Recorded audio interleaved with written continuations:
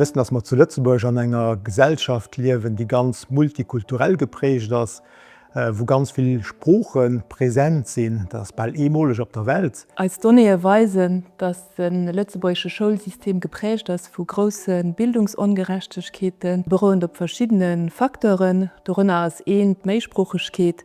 Sie just nach ungefähr 30% von den Kindern, die Lützburg daheim schwätzen, wenn sie aufhängen. Es ist da auch ganz viel andere Sprachen geschwätzt gehen und die bringen Kinder natürlich auch all mit.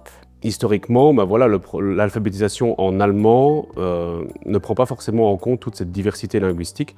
Ici, avec le projet Alpha Zusammen aufwachsen, on a vraiment cette prise en compte de la diversité des familles et on répond vraiment à un besoin au niveau du Grand-Duché du Luxembourg. L'objectif, c'est d'offrir une voie dans l'alphabétisation qui est plus proche des besoins des élèves, mais au final, au terme de la scolarité, au terme du fondamental, on voit que l'ensemble des enfants, finalement, auront les mêmes compétences langagières. L'alphabétisation en français, c'est indéniable, répond mieux aux besoins de nombreux enfants au Luxembourg qui ne parlent pas nécessairement le luxembourgeois. Un point très important, c'est qu'on ne peut pas apprendre à lire dans une langue que l'on ne parle pas. Auch als Kinder bringen natürlich ein Bagage mit sich, mit vielen Sprachen dran.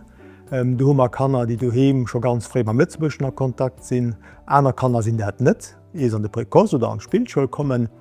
Die Kinder, die gehen daheim monolingual dazu, andere gehen mehrsprachiger dazu. Und du musst einfach versuchen, als Schulsystem dem gerecht zu gehen. Das heißt, die Kinder da aufzuhalten, wo sie sind, aber noch versuchen, dass alle einzeln kann, sein Parcours skolär möchte, seine Réussite skolär möchte, die Lehrfortschritte möchte, von kleinem an. Auch wichtig für die Kohäsion soziale. Das heißt, kein kann auf der Strecke lassen, sie alle guten Dommatellen, wo sie haben, und die Kompetenzen, die sie haben. Il est indéniable que ce que j'ai observé, c'était des enfants qui travaillaient, qui étaient motivés, qui étaient impliqués dans leurs apprentissages et qui, tout en apprenant en allemand, en français et en luxembourgeois, s'exprimaient à l'oral, à l'écrit et on sentait vraiment des enfants qui participent à ce projet. On sentait un bien-être dans ces classes, tant du point de vue des élèves que des enseignants d'ailleurs. Ihr seid eine hohe Motivation für das Lesen.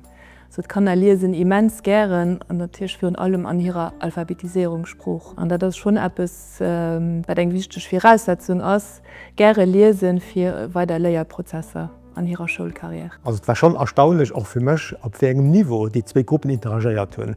Sowohl die deutsche Sektion wie auch die französische Sektion. Il faut pouvoir répondre aux besoins de ces enfants et leur proposer une alphabétisation en français va leur donner de meilleures chances de réussite scolaire et donc en fait une meilleure inclusion dans la société luxembourgeoise également.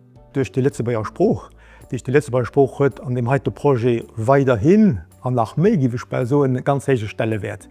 Durch die zwei Sektionen, Deutsch und Französisch, kommen wir dann immer zusammen an den Fächern, wo nicht Deutsch und Französisch enseigniert wird. Und da wird massiv Lützeburgisch geschwätzt. Du hast Kommunikationsspruch, du hast Unterrichtsspruch, du hast Bildungsspruch, also am Anfang Lützeburgisch. Concrètement, on remarque que les familles accueillent vraiment très bien ce projet. Elles sont vraiment ravies d'être entendues, de pouvoir participer, d'être des acteurs vraiment éducatifs et qu'on prenne en considération justement leurs besoins, la diversité des profils, savoir que leur enfant est entendu, qu'ils vont pouvoir participer à la scolarité. Donc on a vraiment cet aspect de réflexion derrière le choix de la langue qui est réalisé de la part des parents, où ils se projettent justement dans l'avenir scolaire et l'avenir professionnel des enfants. Donc c'est une réelle réflexion qui s'opère et je pense qu'on a vraiment cet aspect d'équité qui est respecté.